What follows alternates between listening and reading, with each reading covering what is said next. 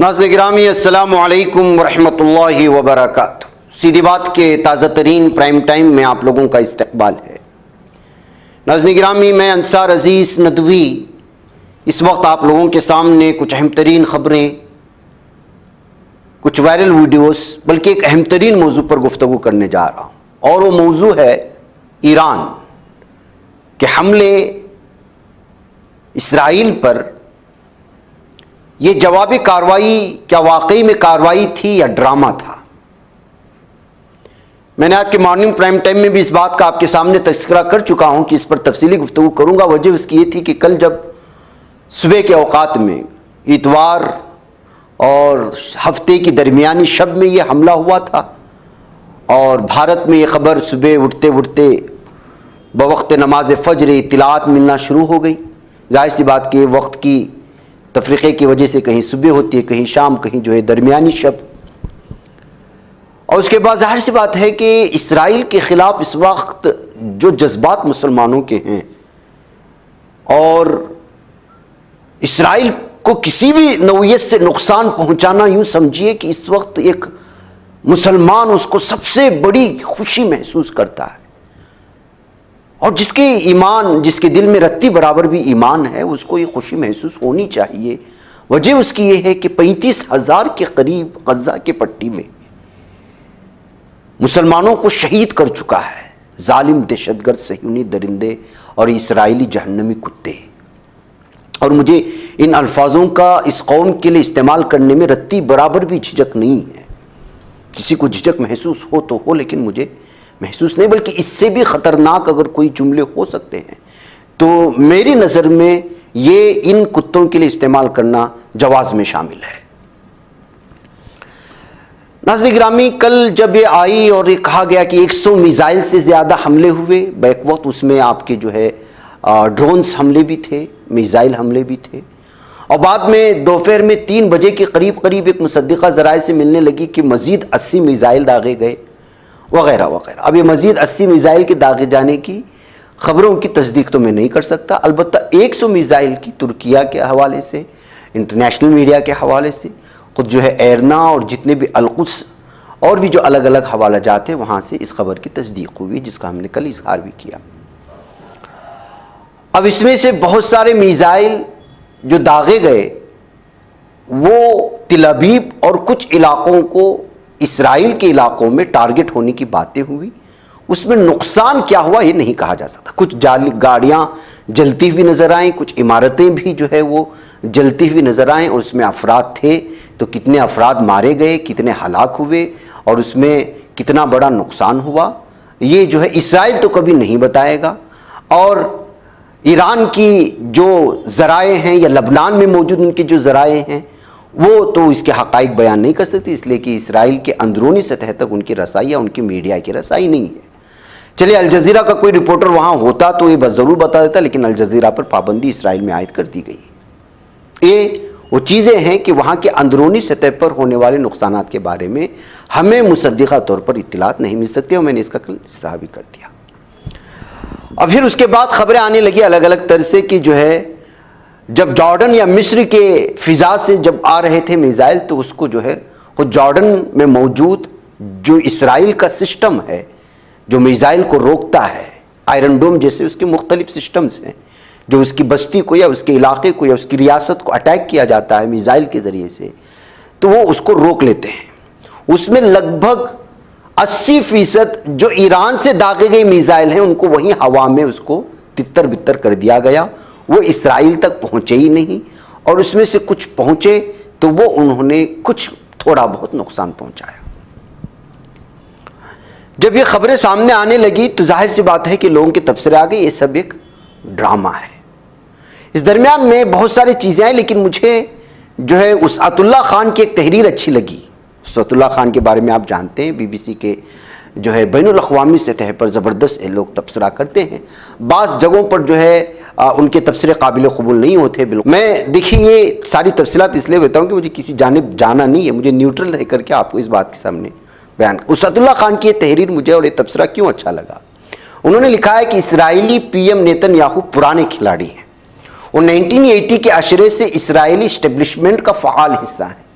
अक़वाम मुत्तहिदा में इसराइली मंदूब, वज़ीर ख़ज़ाना, वज़ीर ख़ारिजा, वज़ीर दिफ़ा और कायदे हिज़्ब इख्तिलाफ़ के अहदों के तजुर्बात से मालामाल हैं। लिहाजा उन्हें अंदरूनी व बैरूनी बिसात पर खेलने का बखूबी तजुर्बा है।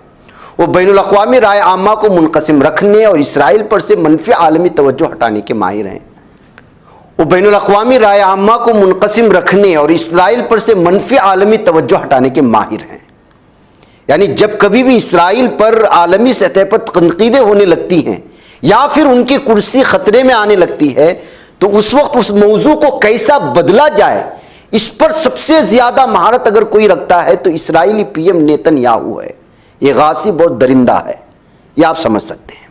उसके बाद आप इस पूरी थ्योरी को बासानी समझते हैं। लंबे अशरे में मुझे जाना नहीं है कि जो है अहले शीयत ने या फिर ईरानियों ने कितने सुन्नियों का शाम में कत्लेआम किया, और उसमें कासिम सुलेमानी का भी नाम आता है।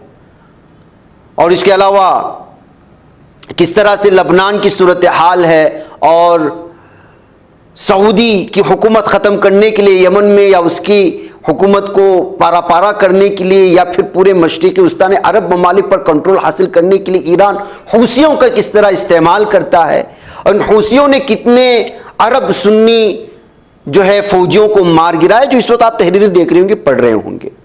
उस पर जाना है मुझे सिर्फ गज़ा पर तबसरा करना, वरना ये तारीख़ ही अलग है। फिर हमें जाना पड़ेगा हाफिज़ असद और बशर असद और उसकी, और किस तरह से रशिया साथ देता है। इसलिए कि अगर आप शाम में पहुंच जाएंगे तो आप देखेंगे तुर्की, रशिया और ईरान साथ है, और अमेरिका जो है वहां पर सुन्नी जितनी भी तंजीमें धड़े हैं उनका साथ देता हुआ नजर आता है। अब इसी अमेरिका को आप इराक में जाएंगे तो वहां पर जो है ISI के नाम पर सुन्नियों को मारता हुआ दिख रहा है। तो ये पूरी थ्योरी एक आलमी जो साजिश है इस वक्त मुसलमानों के खिलाफ, उसको जो है हमारे जहनों से खलत मलत करने के लिए ही शिया और सुन्नी का झगड़ा जो है पूरे आलम में इस वक्त जारी रखे हुए है। अगर आप ये मामूली सी बात समझिएगा, मैं ये सुन्नी और शिया नहीं करना चाहता, इसलिए कि अगर सिर्फ और सिर्फ पूरे मशरिक़ी वस्ता से ईरान को हटा दिया जाए तो अमेरिका किन के नामों पर लड़ाएगा? मुसलमानों को किसके नाम पर लड़ाएगा? ईरान को रखना, उसका इस्तेमाल करना अमेरिका की मजबूरी है, इसलिए कि जब तक जो है अरब ममालिक को, मुस्लिम सुन्नी ममालिक को ईरान के धमाका कैस और उनके जो है मुहलिक हथियार, उसके ड्रोन्स, उसके जो है न्यूक्लियर पावर से डराता रहेगा, तभी ना जाकर के सऊदी अरब हज़ारों डॉलरों के हथियारात या तो रशिया से खरीदेगा या तो जो है चीन से खरीदेगा, और जो सबसे ज़्यादा अब तक वो खरीद रहा था अमेरिका से खरीदेगा या इसराइल से खरीदेगा। इसलिए ईरान को जिंदा रखना अमेरिका की अपनी खारिजा पॉलिसी है, और इसराइल को ईरान के बिलमुकाबिल अपनी दुश्मनी साबित रखना यह भी उसके अपने अंदरूनी और खारिजा पॉलिसी रहेगी हमेशा के लिए। वजह उसकी यह है कि वो भी डराना चाहता है, वरना मशरिक़ वस्ता में अमेरिका की क्या जरूरत है बहरी बेड़ों की। अभी जैसे ही ये पता चला कि ईरान इसराइल पर हमला करने वाला है, आप अंदाजा नहीं लगाएंगे कि मशरिक़ वस्ता में अमेरिका ने कितने हजारों फौजियों को बढ़ा दिया। बैकैफ तो आइए उसतुल्लाह खान ने आगे मजीद क्या कहा है वो मैं आपके सामने रखता हूं। इस साल 26 जनवरी को जब आलमी अदालत इंसाफ ने जनूबी अफ्रीका की पिटीशन पर गजा में इंसानी इमदाद की बहाली और सिविलियन आबादी को महफूज रखने के लिए इसराइल को मुअस्सिर फौरी इक़दाम करने और ताकत के इस्तेमाल को हद में रखने का पाबंद करने की कोशिश की, तो फैसले के कुछ देर बाद इसराइली वज़ारत ख़ारिजा ने मुमकिना आलमी रद्द-ए-अमल की पेशबंदी के तौर पर यह रिपोर्ट जारी कर दी अपने पूरे के पूरे मीडिया में, जिसको बैक वक्त यूरोपियन यूनियन के सारे मीडिया, अमेरिका के मीडिया, बरतानिया, जर्मनी, फ्रांस और बल्कि यहाँ तक कि एशियन ममालिक के मीडिया इस खबर को दिखाना शुरू कर दिया कि अक़वाम मुत्तहिदा के इमदादी इदारे बराए फ़िलिस्तीन ओनरवा जिसको कहा जाता है, उसके कम से कम 12 अरकान 7 अक्टूबर को जनूबी इसराइल पर होने वाले हमलों में बराह रास्त मुलव्वस हैं। ये उसने खबर चला दी। तो फिर क्या हुआ, मीडिया और मगरबी हुकूमतों की तवज्जो चंद ही घंटे में आलमी अदालत इंसाफ की रूलिंग से हटकर इसराइली इल्जामात पर मरकूज हो गई और मुतअद्दिद ममालिक बशमूल यूरोपीय यूनियन ने ओनरवा की इमदाद आर्जी तौर पर मुअत्तल कर दी। चंद ही घंटे में सारा मौजू बदल डाला इसने, और दबाव इतना बढ़ा कि अक़वाम मुत्तहिदा के सेक्रेटरी जनरल को भी फौरी तौर पर इन अहलकारों की मुअत्तली और छानबीन के अहकाम जारी करने पड़े। आज लगभग 2.5 माह बाद भी इन इल्जामात के हक में ठोस सबूत सामने नहीं आ सके। चुनांचे कई ममालिक ने ओनरवा की मुअत्तल इमदाद बहाल कर दी, लेकिन जो असल मौजू था वो ख़त्म हो गया। जनूबी अफ्रीका की पिटीशन पर गजा में इंसानी इमदाद की बहाली का जो मौजू था ख़त्म हो चुका था। इंसानी इमदाद की बहाली के लिए जो अक़वाम मुत्तहिदा में पास हुई, उसको ख़त्म करने के लिए खुद उसी तंजीम के 7 लोगों पर इसने इल्ज़ाम लगा दिया कि ये दहशतगर्दी में शामिल हैं। उसके लिए मीडिया का इस्तेमाल किया। किसने? इस जालिम दहशतगर्द नेतन्याहू ने। फिर उसअतुल्लाह ने आगे लिखा है, दूसरा तवज्जो जो हटाओ वाक़या 1 अप्रैल को पेश आया, जब गजा में फिलिस्तीनियों को ग़िज़ा फराहम करने वाले 7 बैनुल अक़वामी रज़ाकार एक फ़िज़ाई कार्रवाई में हलाक हो गए। इसराइल के करीबी इत्तेहादी ममालिक ने भी इस वाक़े की मजम्मत करते हुए छानबीन का मुतालबा कर दिया। यहां तक कि UAE ने ताल्लुकात ही तोड़ लिए। दुबई जैसा मुल्क जिसने 35,000 लोगों की शहादत पर इसराइल से नाता नहीं तोड़ा, दुबई ने या UAE ने, मासूम बच्चों का खून उसको नजर नहीं आया, अपने ही भाइयों का, अहले अरब का, लेकिन 7 बैनुल अक़वामी रज़ाकार समाजी कारकुन, उनको मारने की वजह से ताल्लुकात तोड़ ले। तो आप अंदाजा लगा सकते हैं कि कितना बड़ा नुकसान था इसराइल का। इस वारदात के चंद घंटे बाद इसराइली फिजाइया ने दिमश्क में ईरानी सिफारत खाने को निशाना बनाया। आप अंदाजा लगा सकते हैं, इसने ईरानी सिफारत खाने को निशाना बना करके जो 7 बैनुल अक़वामी रज़ाकार के एक फिजाई कार्रवाई में हलाक होने की जो मजम्मत पूरी दुनिया में इसराइल की जा रही थी, पल भर में उस मौजू को बदल डाला इसने। इस हमले में ईरानी पासदारान के अल-कुद्स फोर्स के वो 2 अहला अहदेदार समेत 8 हलाकतें हुई। यूं गजा में 7 बैनुल अक़वामी इमदादी रज़ाकारों की मौत से वक्ती तौर पर तवज्जो हटाने की कोशिशें हुई और वो कामयाब हुआ। न जाने सिर्फ इन रज़ाकारों पर हमले के नतीजे में और कितने इसराइल पर पाबंदियां होती और न जाने और कितने ममालिक इसकी दोस्तियां काट लेते और न जाने कितने ममालिक इसको हथियार फराहम करने के सिलसिले में फैसले लेते। इस तवज्जो को हटाने के लिए उसने जो है ईरानी पासदान के अल-कुद्स फोर्स के 2 अहला अहदेदारों समेत 8 लोगों को हलाक कर। इससे बड़ा मुज़ाहिर सी बात है कि ईरान के सिफारत खाने पर हमला करना मामूली मौजू होता। वैसा हम लोगों ने देखा भी, हमने खबरें भी वैसी ही शाये की, बल्कि पूरी दुनिया की मीडिया ने क्या अब ईरान बदला लेगा, और ईरान के बयानात भी लगातार जारी होने लगे कि इस बार जो है बहुत बड़ा इसका जो है खिमियाजा भुगतना पड़ेगा इसराइल को। वक्त का इंतजार कर रहे हैं। अगर वाकई ईरान इस सिलसिले में मुखलिस होता तो जो है वो न वक्त बताता, ना ही इस बात का इजहार करता, बल्कि वो दुश्मन को अचानक आ घेरता। ऐसा नहीं हुआ, इसलिए कि मामूली हथियारात नहीं है। लबनान में क्या शिया और हिजबुल्लाह के पास हथियारात कम है? क्या मिसाइल की कमी है? उनके पास तो ऐसे हैं कि पल भर में पूरा का पूरा इसराइल नेस्तो नाबूद हो जाए। वो चाहता तो अपने मुहलिक हथियार पहले लबनान लाता, लबनान से फायर करता, लेकिन ईरान से इतनी दूरी से इसराइल पर अटैक करने का मतलब, और फिर उसके बाद तुर्की के एक तुर्क सिफारतकार ने जो फौरी तौर पर इस खबर को सामने ले आया, वो क्या था कि इसराइल पर ईरानी हमले के चंद घंटे बाद तुर्किया के सिफारती ज़रिए ने तेहरान और वाशिंगटन के दरमियान अनकरा के रास्ते ये कॉल का राज फाश किया। इस कॉल में ईरान की तरफ से इसराइल के खिलाफ मिसाइल और ड्रोन के इस्तेमाल की हिदायत की गई थी, और ज़राए ने बताया कि ईरान ने तुर्किया के जरिए अमेरिका को हमले की पेशगी इत्तिला भी दी थी। तुर्किया को इस्तेमाल किया था ईरान ने कि वो इसराइल पर फला वक्त पर हमला कर रहा है, तैयार रहे हमारी मिसाइलों को रोकने के लिए। तो कितनी बड़ी डील हुई होगी ईरान के दरमियान, अमेरिका के दरमियान और इसराइल के दरमियान। यही तो तबसरे आप पढ़ रहे होंगे, और पढ़ने वालों के ये वजूहात और एतराज़ात एक हद तक जायज़ नजर आते हैं, लेकिन इसको सुन्नी और शिया के तंग नजरिए से देखना नहीं चाहिए, इसको खारिजा पॉलिसी के एतबार से देखना चाहिए। मसलन उसी तरह जिस तरह से अपने मुल्क को बचाने के लिए तुर्किया ने इतना बड़ा हमला होने के बावजूद, इसराइल पर बहुत बड़ा हमला कर सकता है इसकी ताकत रखने के बावजूद, अपने मुल्क के खारिजा पॉलिसी को जिंदा रखने के लिए इसराइल पर अटैक नहीं किया।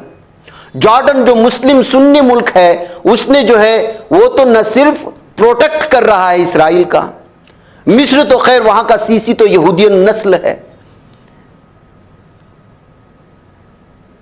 तो वो लोग जो इस बात की उंगली उठाते हैं कि शिया कभी जो है सुन्नी मुसलमानों का सपोर्ट नहीं कर रहे हैं, उसको इस नजरिए से देखना ये तंग नजरिया होगा। खारिजा पॉलिसी के एतबार से देखेंगे तो जो एतराजात इस वक्त ईरान पर उठ रहे हैं वो सही उठ रहे हैं। इसीलिए आप खारिजा पॉलिसी के एतबार से इस पर तबसरा करें, ना कि मजहबी या मसलकी रंग दे करके। ये जो कहना बहुत दुरुस्त होगा।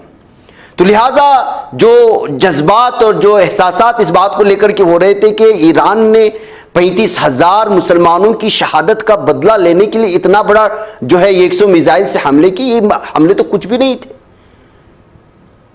इसलिए कि जो हमास ने हमला किया था वो हजारों मिसाइल छोटे ही से लेकिन दागे गए थे, जिसमें 2,500 के करीब इसराइली हलाक हुए थे, खुद उसी की रिपोर्ट के मुताबिक जहन्नम हासिल हुए थे, जिसमें कई फौजी शामिल थे। तो दरअसल मसला यह है कि ईरान को अपने जो मुल्क की अंदरूनी पॉलिसी है उसको भी, उसका भरम भी कायम रखना है, और ये साबित करना है अपने अवाम में कि उन्होंने जिस सदर को चुन करके लाए हैं या जिसको मजहबी जो है पेशवा मान रहे हैं वो बुज़दिल नहीं है, वो इसराइल का बदला ले सकते हैं। ये साबित करने के लिए उन्होंने एक प्लान बनाया, और वो ये है कि जो है चूंकि आपने हमारी साख को नुकसान पहुंचाया है, इस साख का जो है बचाने के लिए हम आप पर हमला करने का ड्रामा करेंगे, आप रोकने का सारा इंतजाम कर लें। और फिर उसके लिए किस तरह से पूरा प्लान बनाया गया उसकी मैं तफसीलात अगर आपके सामने रखूं, एक एक सुर्खी से आप समझ लीजिएगा कि जो है ईरान के हमले में इसराइल को $1.5 अरब का नुकसान हुआ। ये आपने कल से जो है यानी कि 1.35 बिलियन डॉलर, 5 बिलियन शेकल, ये इसराइली चीफ ऑफ स्टाफ के साबिक मालियाती मुशीर राम अमीना के हवाले से कहा गया है। और इस खबर को शाये करने वाला कौन है? यदिऊत अहरनूत। और ये कौन सा अबरानी अखबार है जो इसराइल का है। इसकी तमाम जो है खबरों पर एतबार नहीं किया जा सकता। मुमकिन है कि इस हमले को, इस ड्रामे को वाकई में ड्रामा, वाकई में हमला करार देने के लिए इस तरह की सुर्खी दी गई, ताकि समझें कि जो है अमेरिका जो है, फिर उसके बाद अमेरिका ने इस जंग को रोकने की भरपूर कोशिश की।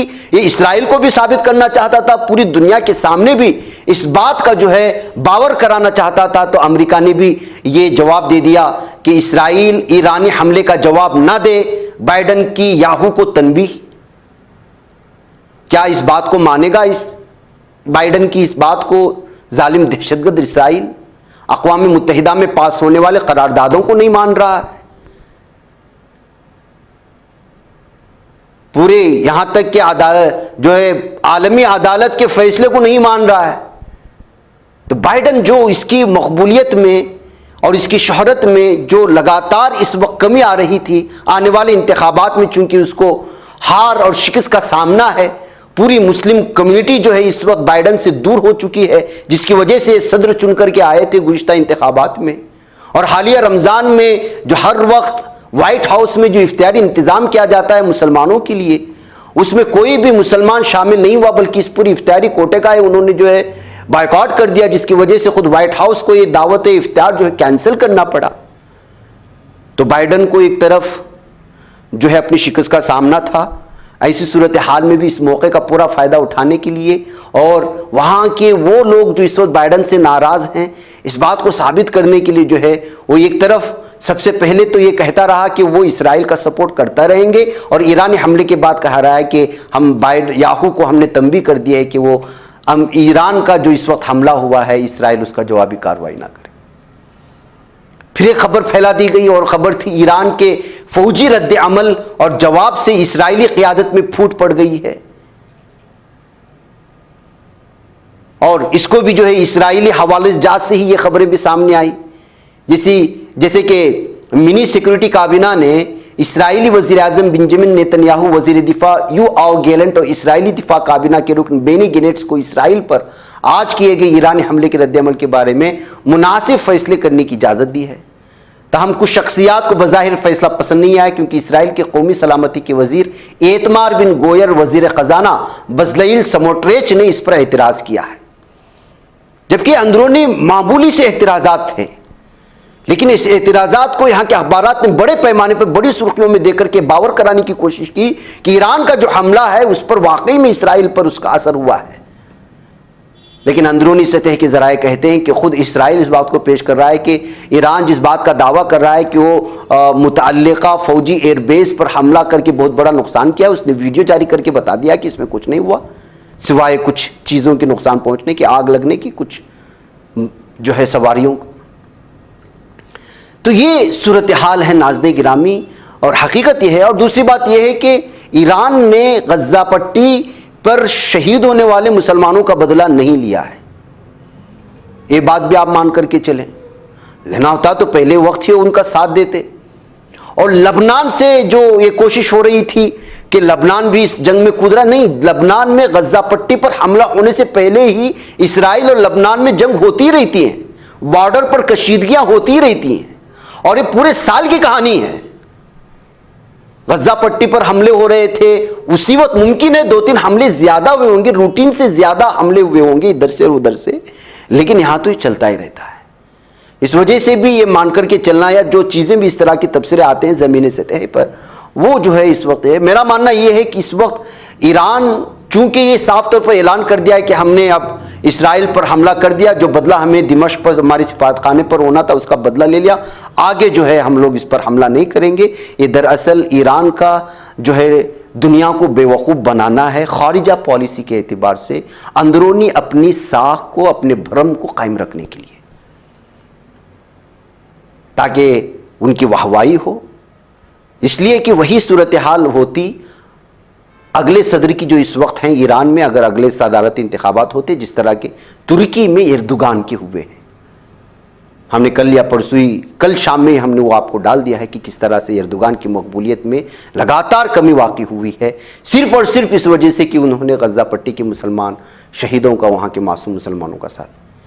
यही सूरत हाल सारे की सारे मशरिक़ वस्ता में पैदा होंगी अगर यहाँ की मुस्लिम ममालिक गज़ा के पट्टी के मासूम मुसलमानों का साथ नहीं देंगे और इसराइल के ख़िलाफ़ आवाज़ नहीं उठाएंगे। अब हर एक को चूंकि उन्होंने साथ नहीं दिया है, अपनी कुर्सी बचाने के चक्कर में ये इस तरह की ड्रामेबाजी हो रही है। ये मुख्तलिफ नामा निगारों का जो आलमी सतह की सियासत में बहुत अच्छी गहरी नज़र रखते हैं, उनके ये तबसरे आ रहे हैं। मेरा मानना यह है कि इस मामले को मसलकी एतबार से, मजहबी एतबार से चुनने के बजाय ये उस मुल्क के अंदरूनी और खारिजा पॉलिसी के एतबार से देखा जाए तो मुसलमान आपस में बंटने से बच जाएगा और ईरान का असल चेहरा लोगों के सामने आ जाएगा। नाज़रीन, मुझे इजाज़त दें। अस्सलाम वालेकुम रहमतुल्लाहि व बरकातहू। तकमीली तलबीना, ताकत, सेहत और शिफा के लिए सुन्नत और तिब्बे नबवी का बेहतरीन नुस्खा। नाजरीन, क्या आप भी खुशहाल मालदारों की तरह कामयाब बिजनेस करके हजारों और लाखों रुपए कमाना चाहते हैं? अगर आपकी हाँ है तो आज ही से अपने इलाके में तकमीली तलबीना का आसान बिजनेस करना शुरू करें और चंद ही महीनों में कामयाब बिजनेसमैन बनने के तरीके बेहतरीन तजुर्बों के साथ सीखें। बिजनेसमैन बनने का ये मौका कहीं आपके भी हाथ से चला न जाए, इसलिए अभी हमसे राब्ता करें। 9890963757। Takmeeli food products private limited, Malegaon, India. बच पाता है कोई सहाफी की निगाहों से, मिलाता है ये लोगों को मोहब्बत की पनाहों से। करम और दर्द मंदी का है एक संसार, सीधी बात। अज़ीमत जुर्अतो हिम्मत का है इज़हार, सीधी बात। अज़ीमत जुर्अतो हिम्मत का है इज़हार सीधी बात। ये चैनल हक निगर बन कर कुचल देता है फितनों को।